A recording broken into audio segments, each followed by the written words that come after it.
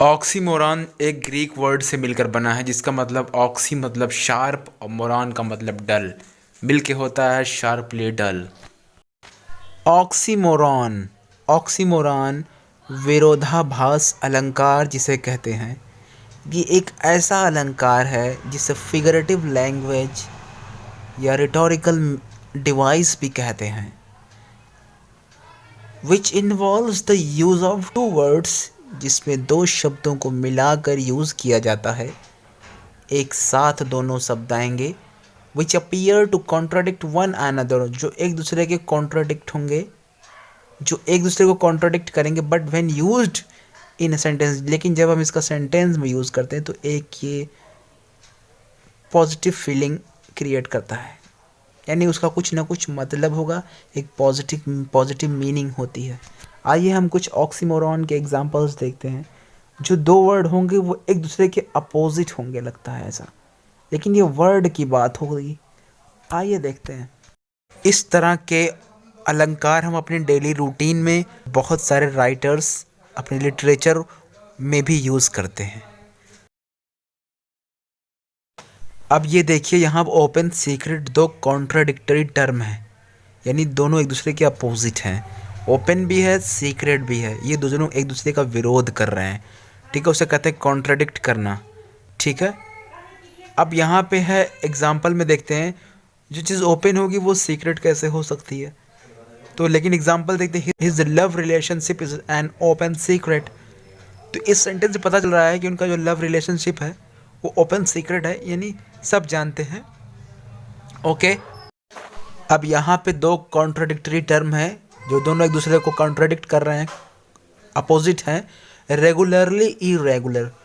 तो एग्जाम्पल देखते हैं, he has joined a new company, उसने एक नई कंपनी ज्वाइन की है। ही गोज़ देयर, वो रोज़ वहाँ जाता है, बट समटाइम्स लेट, बट वो कभी कभी लेट उसको हो जाती है।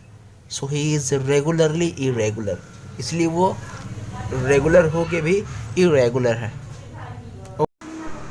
सीरियसली फ़नी, ये भी दो कॉन्ट्राडिक्टरी टर्म्स हैं, एक दूसरे के अपोजिट है। अगर कोई सीरियस हो तो फ़नी कैसे हो सकता है, तो ये हम बोलने के अंदाज से बोलते इस तरह के oxymoron word, seriously funny, he is seriously funny. अगला है मेरे पास लव हेट। तो लव और हेट, यानी कि he has a love hate relationship, यानी कि उन दोनों के बीच में लव और हेट दोनों जैसा रिलेशनशिप है। कभी लव है, कभी हेट है, कभी खट्टा है, कभी मीठा है। तो इस तरह के ऑक्सीमोरॉन वर्ड हैं, दोनों कॉन्ट्राडिक्टरी टर्म्स हैं, एक दूसरे के अपोजिट हैं। सेंटेंस देख लेते हैं इसका। He loves her so much, वो उसे बहुत प्यार करता है, बट एट टाइम्स, लेकिन कभी कभी, his love towards her seems to be ever changing, लेकिन कभी कभी ऐसा लगता है कि दोनों के बीच जो प्यार है वो बदलता रहता है, कभी हेट तो कभी लव।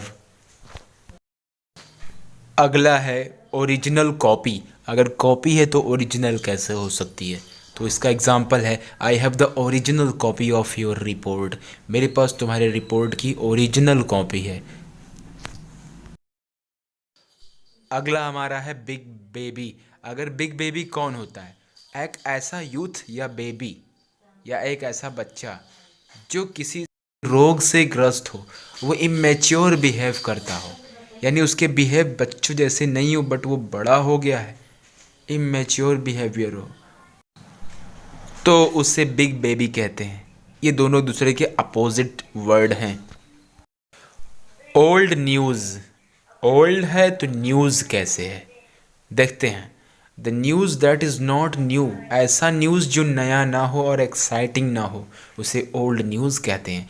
अब वो चाहे किसी समवन से रिलेट करता हो या समथिंग से रिलेट करता हो, या कोई भी व्यक्ति हो सकता है या फिर कोई चीज़ हो सकती हो, अगर वो एक्साइटिंग नहीं है, न्यू नहीं है, तो उसे हम ओल्ड न्यूज़ की कैटेगरी में लेते हैं। नेक्स्ट, लिविंग डेथ, यानी कि एक ऐसा व्यक्ति, वन हुज लाइफ, जिसका लाइफ होपलेस हो गया हो, यानी कि फुल ऑफ माइजरीज हो, दुख दर्द परेशानियां भरी पड़ी हों जीवन में, तो उसे एक लिविंग डेथ लाइफ बोलते हैं। जैसे लगता है कि लिविंग डेथ है ये, मैं जिंदा होकर भी इंसान मरा हुआ लगता। ये आप सिचुएशन ये लिविंग डेथ की यूज़ कर सकते हो सेंटेंस के अंदर। वर्किंग हॉलीडे क्या होता है, अगर वर्किंग है तो हॉलीडे कैसे हो सकता है, हॉलीडे तो वर्किंग कैसे हो सकता है। ऐसी सिचुएशन जब आपको कोई हॉलीडे के लिए छोड़ दे, भेज दे, कोई कंपनी या फिर कोई भी चीज़ है, और वहाँ आपको छुट्टी में परमिशन दे दी जाए कि आप जितने छुट्टी करने जा रहे हो वहाँ आप अपने ही इनकम को भी जनरेट करने के लिए वर्क कर सकते हो वहाँ उस छुट्टियों के दौरान, तो उसे वर्किंग हॉलीडे बोलते हैं। ठीक है, अब आप उसको एक्सटेंड भी कर सकते हैं अगर कंपनी कह रही है तो 1 मंथ, 2 मंथ, 3 मंथ, 6 मंथ की हॉलीडे में आप वर्क कर सकते हो। So this video is all about the oxymoron with examples. See you in the next video. Till then, take care, bye bye. और अगर वीडियो पसंद आए तो लाइक, सब्सक्राइब, शेयर ज़रूर करें।